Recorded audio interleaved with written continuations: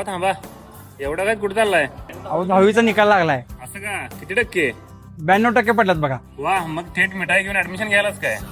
हा, मी पोराला सांगितलंय सायन्स कॉमर्स आर्ट्स काय पण घे, पण डॉक्टर किंवा इंजिनियरच बनायचं. जेई नीट सीईटी काय पण कर, पण आयुष्यात डिप्लिसिन महत्वाचा. डिप्लिसिन हे काय असते? शिस्त आणि अनुशासन. हा, डिसिप्लिन होय.